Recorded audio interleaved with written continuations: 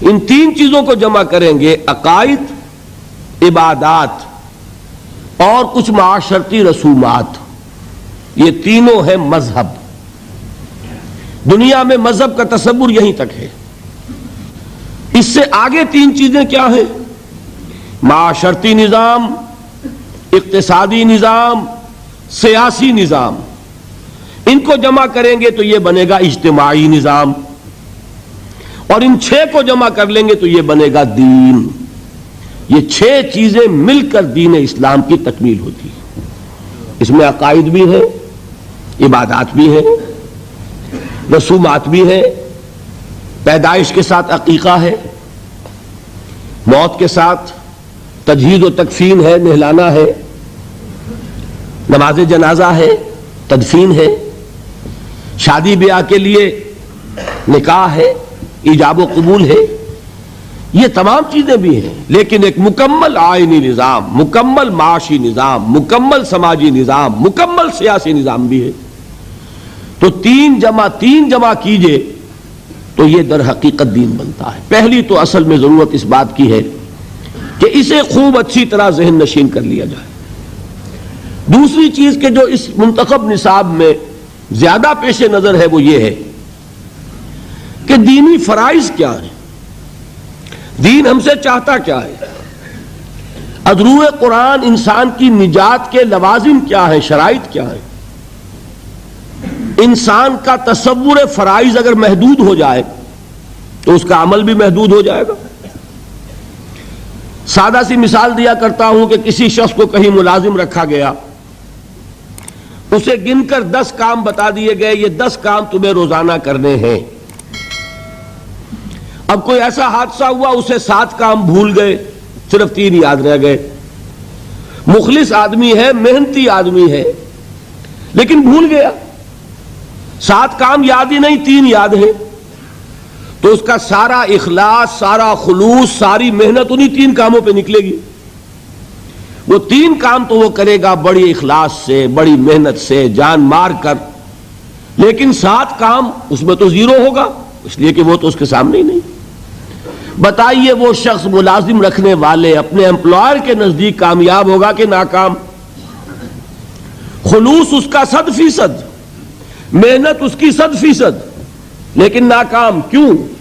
اس لیے کہ اسے اپنے 7 فرائض تو یاد ہی نہیں رہے۔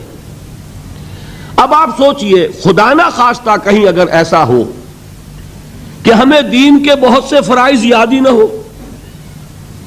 تو جو تھوڑے سے یاد ہیں ان میں اپنا زور لگا رہے ہیں، خلوص سے کر رہے ہیں، تو اللہ تعالیٰ کے ہاں اندیشہ ہے کہ نہیں کہ ناکام قرار پائیں۔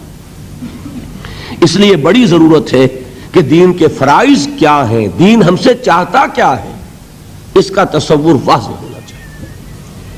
اس کے لیے جو میں نے منتخب نصاب مرتب کیا، اس کی جو پہلی صورت ہے، اس کا نقطہ آغاز ہے سورۃ العصر، لہذا دوسرے روز تقریر جو ہوئی میری وہ سورۃ العصر پر ہوئی، راہ نجات۔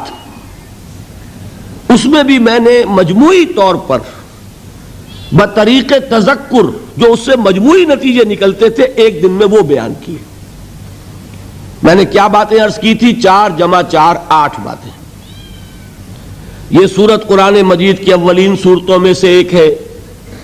یہ سورت قرآن مجید کی مختصر ترین صورتوں میں سے ایک ہے۔ یہ قرآن مجید کی ادبیت اور فصاحت اور بلاغت میں خاص طور پر سہل ممتنع کی حیثیت سے بہت اونچے مقام پر ہے۔ اور ان 4 باتوں میں اہم ترین یہ کہ یہ قرآن مجید کی جامع ترین صورت ہے۔ اس لیے میں نے صحابہ کرام کا عمل بتایا کہ 2 صحابی جب آپس میں ان کی ملاقات ہوتی تھی، ایک دوسرے سے جدا نہیں ہوتے تھے جب تک ایک دوسرے کو سورۃ العصر سنا نہ لیں، پھر ایک دوسرے کو سلام کرتے تھے، علیحدہ ہوتے تھے۔ کان الرجلان من اصحاب النبی صلی اللہ علیہ وسلم اذا التقیا لم یتفرقا حتی یقرأ احدهما علی الآخر سورۃ العصر ثم یسلم احدهما علی الآخر۔ میں نے آپ کو امام شافعی کے اقوال سنائے، لو تدبر الناس هذه السورۃ لوسعتهم، اگر لوگ صرف اس ایک سورت پر غور کریں، تدبر کریں تو یہ ان کے لیے کافی ہو جائے۔ لو لم ينزل من القرآن سواها لکفت الناس، اگر قرآن میں سے سوائے اس ایک سورت کے کچھ نازل نہ ہوتا تو یہ بھی لوگوں کے لیے کافی تھی، اتنی جامع سورت ہے۔